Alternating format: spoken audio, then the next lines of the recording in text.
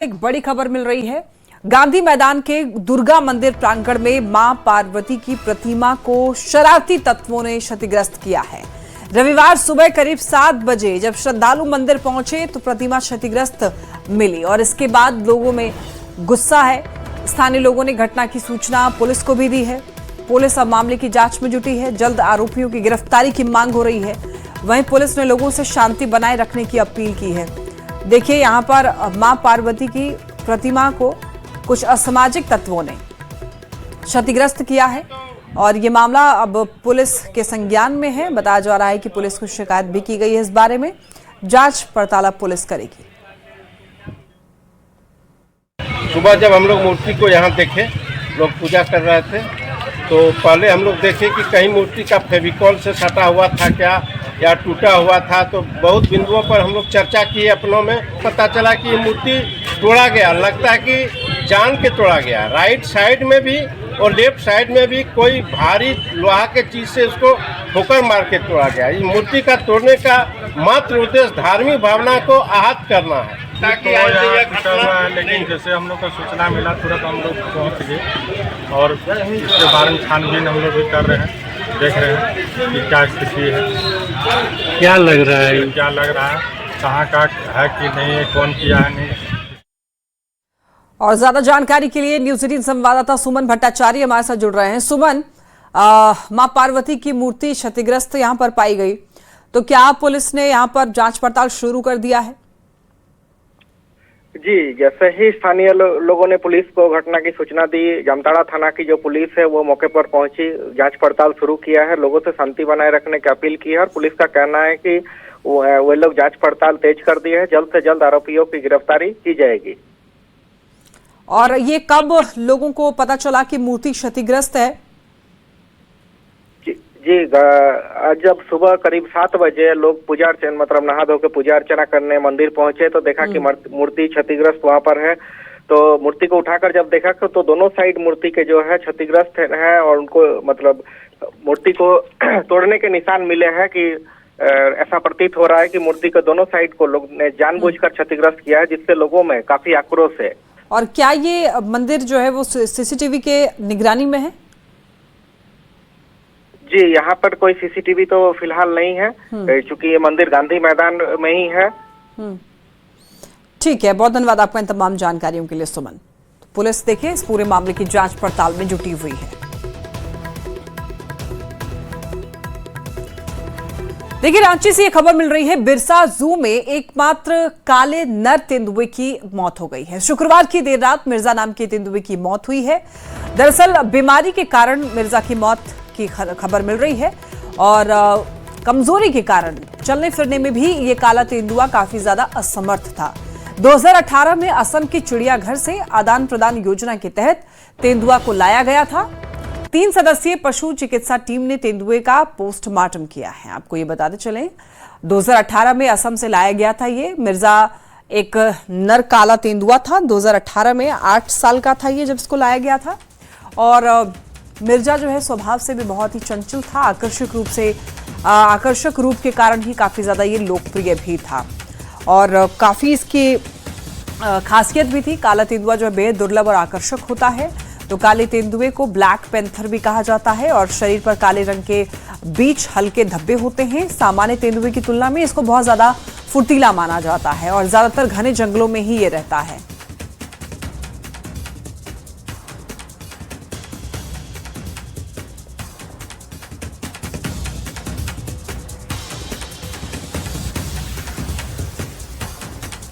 तो ये तस्वीर आप देख रहे हैं, ये काला तेंदुआ जो कि काफी ज्यादा दुर्लभ माना जाता है, काफी आकर्षक भी होता है। काले तेंदुए को ब्लैक पैंथर भी कहा जाता है। देखिए, ये कौन था बिरसा जू का ये मिर्जा, मैं आपको बताती हूँ। देखिए, 2018 में असम से इसको लाया गया था और आपको ये बता दें कि 8 साल का था जब इसे लाया गया था। स्वभाव से काफी ज्यादा चंचल था और आकर्षक रूप के कारण ही काफी ज्यादा ये लोकप्रिय भी था।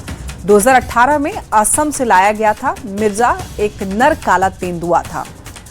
और अब आपको ये बताते हैं कि इसकी क्या क्या खासियत है। देखिए, दरअसल काला तेंदुआ है वो बेहद ही दुर्लभ माना जाता है, आकर्षक होता है।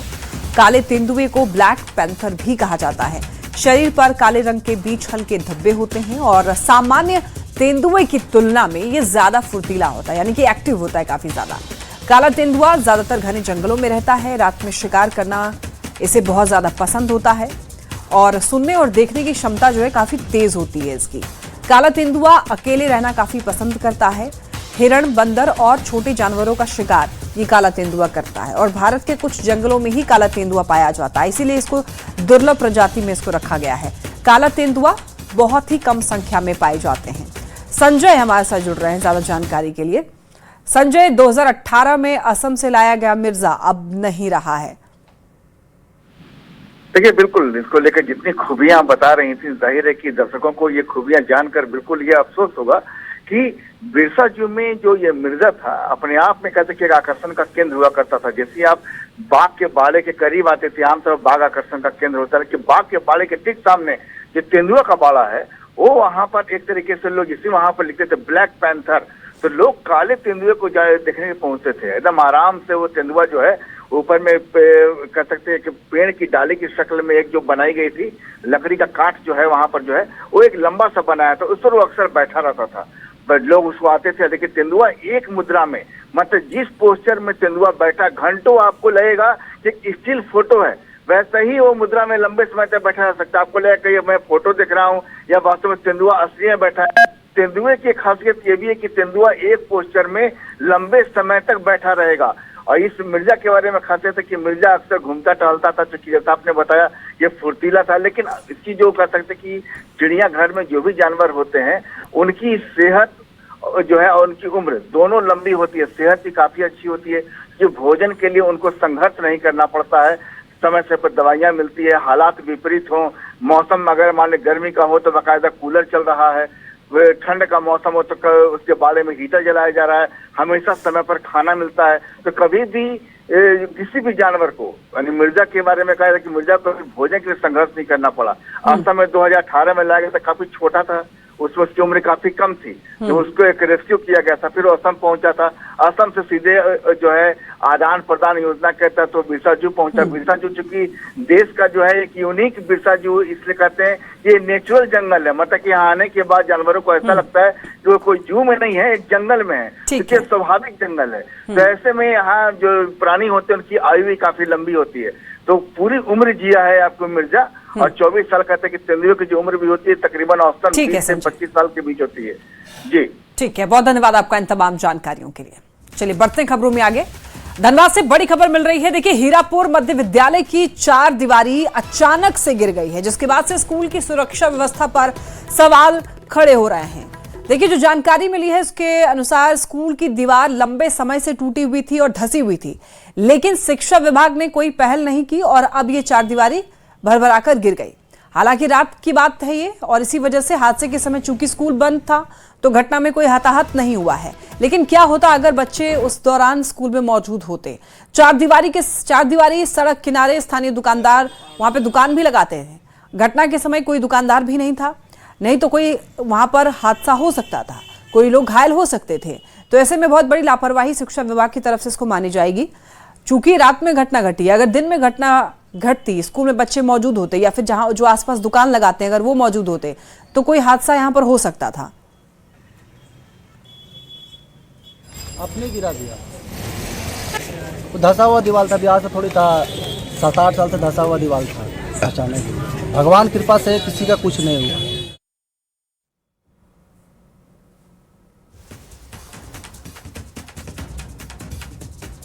और इसीलिए देखिए सवाल ये उठ रहा है कि आखिर समय रहते मरम्मत क्यों नहीं कराई गई इन दीवारों की? क्या किसी बड़े हादसे का इंतजार कर रहा था शिक्षा विभाग? बच्चों की जान से आखिर खिलवाड़ क्यों किया जा रहा है? न्यूज़ 18 इस घटना के बाद सवाल पूछ रहा है कि आखिर जब जर्जर स्थिति में थी ये दीवार तो आखिर पहले से ही मरम्मत क्यों नहीं कराया गया? क्या किसी बड़े हादसे का इंतजार किया जा रहा था या बच्चों की जान से, और आखिर बच्चों की जान से खिलवाड़ क्यों हो रहा था?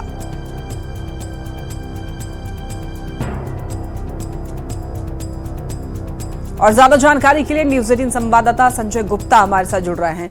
संजय, धनबाद का ये मामला है। यहाँ पर एक स्कूल की दीवार जो है वो गिर गई, पहले से भी क्षतिग्रस्त थी वो दीवार, तो ऐसे में पहले क्यों नहीं एक्शन लिया गया? क्या शिकायत कराई गई थी स्कूल की तरफ से? सबसे बड़ा यही सवाल है कि जिस तरीके से चारदीवारी क्षतिग्रस्त थी और अब जो भरभरा कर वो गिर गई है, तो गनीमत रही कि ना तो किसी बच्चे को चोट लगी, ना आसपास दुकान लगाने वाले लोगों की। लेकिन 7 साल से 6 महीने से अगर ये दीवार जर्जर अवस्था में था तो शिक्षा विभाग को इसकी खबर होनी चाहिए थी, क्योंकि यह स्कूल जो है तो कहीं सुदूर इलाके या कहीं सुदूर गांव में नहीं, बल्कि यह एकदम धनबाद के मुख्यालय में है और ठीक स्कूल के सामने में एसडीएम का आवास है और आते जाते उनकी भी नजर इस मामले में जाती होगी। लेकिन इस मामले में अगर कहा जाए तो सभी उदासीन रवैये पर रहे और यही कारण है कि दीवार गिरी। गनीमत ये रही कि ना तो किसी बच्चे को चोट लगी, ना आसपास रहने वाले दुकानदारों को चोट लगी। लेकिन शिक्षा विभाग की इस उदासीनता से ये बात तो स्पष्ट हो जाती है कि वह स्कूल में पढ़ने वाले बच्चों के प्रति किसी न किसी तरीके से सुरक्षा में जो है अनदेखी कर रही है। फिलहाल धनबाद जिले में कई ऐसे स्कूल है जिसको डीएमएफटी फंड से चारदीवारी करके बनाया जा रहा है, हालांकि वो भी अब अनकम्प्लीट है और मुख्यालय स्तर पे जो स्कूल है उनकी अगर इस तरह की स्थिति देखी जा रही है तो इससे कहीं न कहीं ये सवाल जरूर उठता है कि शिक्षा विभाग बच्चों की सुरक्षा को लेकर गंभीर नहीं है और वो कहीं न कहीं एक बड़े हादसे का इंतजार कर रही है। लेकिन संजय, क्या स्कूल प्राचार्य के द्वारा इसके बारे में शिकायत दर्ज कराई गई थी पहले और मरम्मती के लिए आवेदन दिया गया था? इस बात की अब तक तो प्रयास से किसी तरह की जानकारी नहीं मिल पाई है, क्योंकि जब यह स्कूल का दीवार गिरा उस समय स्कूल का पीरियड खत्म हो चुका था और उसके बाद ना तो कोई प्रशासनिक अधिकारी वहां पर मौजूद होकर इसे देखने आए और ना ही स्कूल प्रबंधन के लोग। और आज जब संडे है तो हो सकता है कि स्कूल प्रबंधन के जो लोग आ भी सकते हैं या फिर सोमवार को वह देखेंगे, उसके बाद स्कूल के प्रबंधन के लोग शिक्षा विभाग को इसकी सूचना देंगे। जी ठीक है, बहुत धन्यवाद आपका इन तमाम जानकारियों के लिए संजय। चलिए बात करते हैं देवघर की। देवघर में स्वास्थ्य व्यवस्था की लापरवाही का मामला सामने आया है। देखिए, सारठ सामुदायिक स्वास्थ्य केंद्र की एक एम्बुलेंस बीच रास्ते में खराब होकर बंद पड़ गई और दूसरी एम्बुलेंस से टो करके गैरेज लाया गया उसे। चालक ने बताया है कि गाड़ी लगभग 3 लाख किलोमीटर चल चुकी है और खराब स्थिति की जानकारी कई बार दी गई, लेकिन कोई इस पर एक्शन नहीं लिया गया है। कर्मियों ने यह भी आरोप लगाया है कि पिछले 2 महीने से वेतन भी नहीं मिला है उनको, पीएफ कटौती में भी अनियमितता की शिकायत है। तो इस घटना के बाद से एम्बुलेंस सेवा और स्वास्थ्य व्यवस्था पर सवाल उठने लगे हैं। ले जा रहे हैं 108 को, गाड़ी का टाइमिंग बेल्ट टूट गया, 2 लाख उससे 3 लाख चल गया किलोमीटर। सर को बोले कि हमने जो ऊपर सीनियर अधिकारी है बोले इसको टाइमिंग बेल्ट चेंज करवा दीजिए, नहीं चेंज करवा रहा था। रास्ते में टाइमिंग बेल्ट टूटने की वजह से इंजन ठप हो गया है, अब गाड़ी इसको टोचन करके गैरेज घुसा रहे हैं। क्लियर हुआ पेमेंट में? 3 महीना से पेमेंट नहीं मिलता, अगर मिलता है तो 2 महीना होने के बाद 1 महीना का पेमेंट मिलता है और उसमें से पीएफ के नाम से 1400 1200 काट रहा है, पीएफ अकाउंट में जाके 500 जमा हो रहा है। 2 महीना का बकाया है, 2 महीना से पेमेंट नहीं मिला है और तीसरा महीना ये चल रहा है और पेमेंट में पीएफ एसआई सबको काटा जाता है लेकिन मिलता कम है। कितना मिलता है? मिलता है 500 600 किसी का जमा होता है और कटता कितना है? किसी का 1200, किसी का 1400, किसी का 1700, इस तरह का कटता है। और ऐसे में न्यूज़ 18 सवाल पूछता है कि आखिर एम्बुलेंस की समय रहते मेंटेनेंस क्यों नहीं कराई जाती है, और इतना ही नहीं, सवाल ये भी मरीजों की जान से आखिर खिलवाड़ क्यों हो रहा है।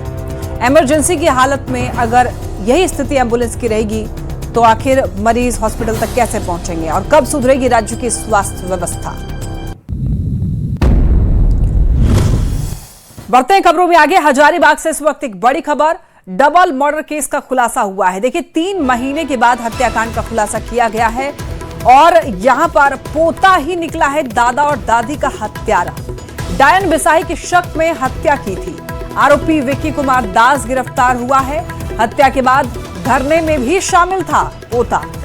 अब देखिए, यहां पर पुलिस जांच में सनसनीखेज खुलासा हुआ है। आरोपी को न्यायिक हिरासत में अब भेजा गया है। बड़का गांव का यह मामला बताया जा रहा है। ज्यादा जानकारी के लिए सुशांत हमारे साथ जुड़ रहे हैं। सुशांत, डबल मर्डर केस का खुलासा अब यहां बताया जा रहा है कि पोता ही दादा और दादी का हत्यारा निकला है। आखिर कैसे पुलिस हत्यारे तक पहुंची, एक बार पूरी जानकारी दीजिए। देखिए, बता दें कि ये मामला जो है 3 माह पूर्व की है, जहां बड़का गांव थाना क्षेत्र का ये जो पूरा मामला है। गांव जो है बताया जाता है कि बाबूपारा में एक दंपति का शव मिला था। बता दें कि उसकी हत्या की गई थी। पुलिस जो है वो काफी गहनता से छानबीन कर रही थी और छानबीन करने के बाद जो है वो जांच करने के बाद पाया गया कि उसके पोते ही ने ही जो है उनकी हत्या की थी। और बताया जाता है कि ये जो एक अंधविश्वास का जो है उस खेल में हत्या हुआ था। पुलिस जो है वो कई तरह के जो है उन्होंने तरीके अपनाए और अपनाने के बाद उनके पोते को गिरफ्तार कर फिलहाल न्यायिक हिरासत में भेज दिया है। जी ठीक है, बहुत धन्यवाद आपका तमाम जानकारियों के लिए सुशांत। आइए बढ़ते हैं खबरों में आगे, बात करेंगे गुमला की। गुमला के चैनपुर थाना क्षेत्र के प्रेमनगर में मवेशी चोरी की बड़ी वारदात सामने आई है। चोरों ने घर के बाहर बंधी गाय और बैलों को चुरा लिया और ये पूरी घटना पास में लगे सीसीटीवी कैमरे में कैद हुई है, जिसमें एक व्यक्ति मवेशियों को गाड़ी में लाद कर ले जाते हुए दिखाई दे रहा है। ग्रामीणों ने पुलिस से सीसीटीवी फुटेज के आधार पर आरोपियों की पहचान करके गिरफ्तारी और इलाके में गश्त बढ़ाने की मांग की है। ये देखिए, ये वही सीसीटीवी फुटेज है जिसमें किस तरीके से ये जो चोर है वो आता है और मवेशियों को यहां से चुरा कर गाड़ी में लाद कर ले जाता है। और सबसे अच्छी बात है यहां पर पुलिस के लिए सहूलियत ये होगी कि चेहरा यहां पर साफ साफ दिखाई दे रहा है व्यक्ति का, तो पुलिस पकड़ने में तेजी दिखा सकती है। ये आप देखिए कैसे यहां पर मवेशी को खोला गया और बड़े ही आराम से मवेशियों को लेकर के फरार हो जाते हैं। अब आरोपियों की गिरफ्तारी की मांग हो रही है। इतना ही नहीं, इलाके में गश्त बढ़ाने की भी मांग की जा रही है। सुबह उठे इसके बाद पता चला कि देख रहे हैं बैल गाय नहीं है, तो हम फिर वही पता लगा रहे हैं, फिर कहाँ गया उसको पता नहीं चला। फिर कैसे पता चला कि गाय चोरी हुआ? लास्ट हमको उम्मीद लगा कि चोरी वैसे लगा हमको, क्योंकि आपको लास्ट में उम्मीद किया और लास्ट में सीसीटीवी कैमरा देखे तो वहाँ पता चल रहा है कि चोरी दिख रहा है बगल का। मेरे गाँव में दिखा नहीं, लेकिन साफ लगा कि हमको लगा पूरा चोरी किया है और लेके चला गया लोग, चोरी करने वाले लोग। खबर देवघर से, जहां अपराधियों के हौसले बुलंद हैं। देखिए, शहर में चेन स्नैचिंग की घटनाएं लगातार बढ़ रही है। चोरों ने विद्युभूषण सरकार रोड के पास में बच्चों चेन छिनतई की घटना को अंजाम दिया है। दरअसल यहां पर बच्चों ने चेन छिनतई की घटना को अंजाम दिया। ये तस्वीर आप देखिए और आपको ये बता दें कि पूरी घटना वहां पर लगी सीसीटीवी कैमरे में कैद हो गई है। पीड़ित जो है सुबह अपने बच्चों को स्कूल बस तक छोड़ने गया था, तभी एक युवक उनके पास आया और किराए का मकान पूछने के बहाने बात शुरू की। बातचीत करते करते युवक धीरे धीरे पीड़ित के करीब पहुंचने लग गया ताकि उसे किसी तरीके का शक न हो, और इसी बीच उसका एक साथी बाइक लेकर वहां पहुंचा और कुछ दूरी पर खड़ा हो गया। मौका मिलते ही बातों में उलझाए युवक ने अचानक पीड़ित के गले से करीब 2 भर सोने की चेन और रुद्राक्ष की माला झपट ली। वहां पर लगे सीसीटीवी कैमरे में यहां पर यह घटना कैद हुई है। ये देखिए, चोरों ने विद्युभूषण सरकार रोड के पास में चेन छिनतई की घटना को अंजाम दिया है। एड्रेस पूछने के बहाने हमसे बात करने लगा। बात करते करते उसी दरमियान वो चेन और रुद्राक्ष का माला और एक जनता छीन के खा लिया। क्या चीज का चेन था? सोने का चेन था। और देवघर में आए दिन प्रतिदिन होते जा रहा, बढ़ते जा रहा है। रामगढ़ की सीसीएल केदला भूमिगत परियोजना में शनिवार देर शाम बिजली तार जोड़ने के दौरान बड़ा हादसा हुआ।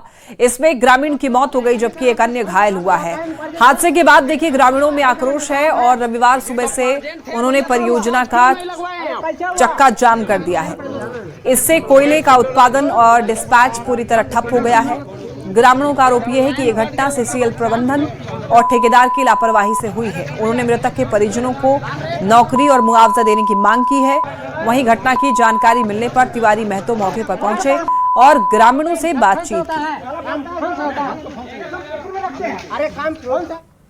जामताड़ा में अवैध शराब कारोबार के खिलाफ पुलिस ने बड़ी कार्रवाई की है। पुलिस ने 6 आरोपियों को गिरफ्तार किया है। मेहजाम थाना क्षेत्र में 5 अंतर्राज्यीय तस्कर विदेशी शराब को खास डिजाइन की जैकेट में छिपाकर बिहार ले जाने की तैयारी में थे। मौके से विदेशी शराब, बियर, ऑटो और स्पेशल जैकेट बरामद किए गए। वहीं फतेहपुर थाना क्षेत्र के बिलबोरई गांव में पुलिस ने दुकान में छापेमारी करके भारी मात्रा में अवैध विदेशी शराब और बियर बरामद की। बिना लाइसेंस शराब बेचने के आरोप में दुकान संचालक को गिरफ्तार किया गया है।